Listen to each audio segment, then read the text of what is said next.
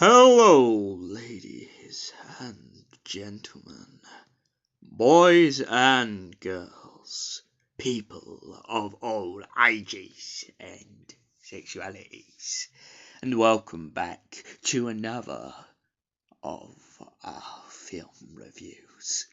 And tonight we have another chilling story. A story of a lost boy. A boy lost to the depths of the lake. So sit back, get ready, and prepare for a chilling story. Camp Crystal is where our story begins.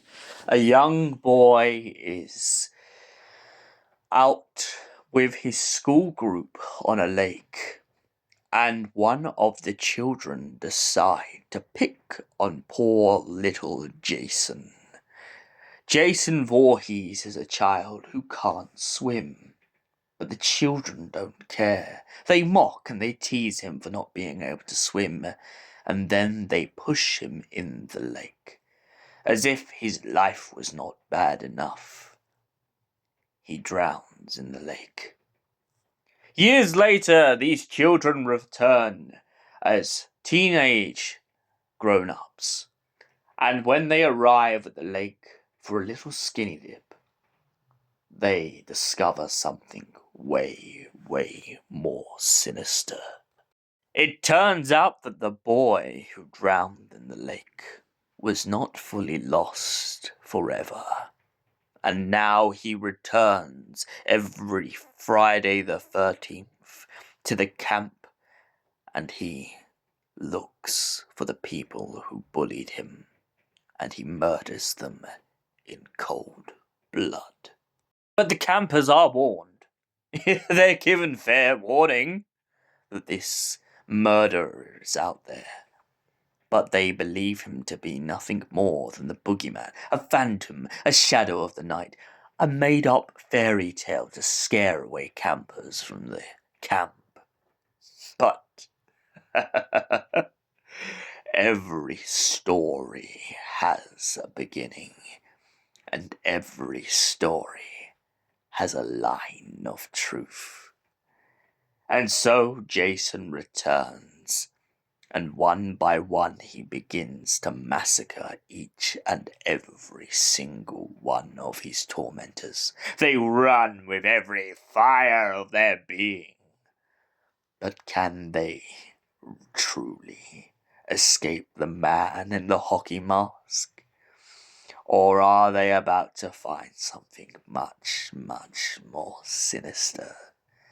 And to make matters worse, the cruel, wicked woman that was Jason's mother is a demented witch who intends to use Jason's power to take over the camp once and for all.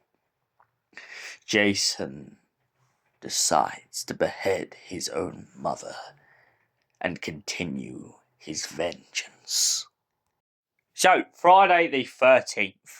What do I think of it as a film? It's a very strong and solid film, and personally, as someone who struggles to swim myself, I can kind of understand the embarrassment and the constant peer pressure that Jason may have in this. Not saying that I'm going to go and grab a hockey mask, of course not. That's lunacy, ain't it? Just kidding.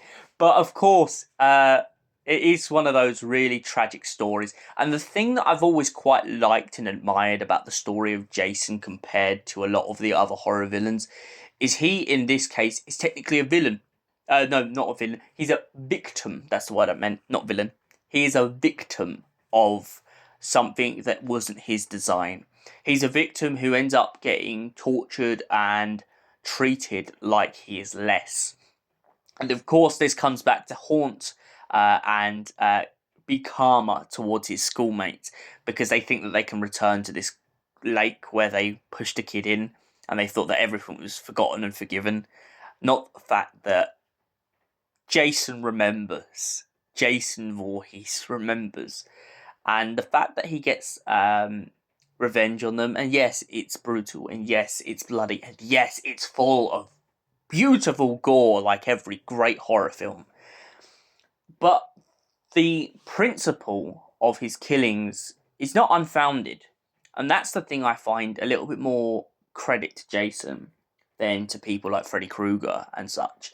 There is so much foundation to someone like Jason to be going back and doing these things for a reason, and that is why I would personally give Friday the 13th a solid 10 out of 10.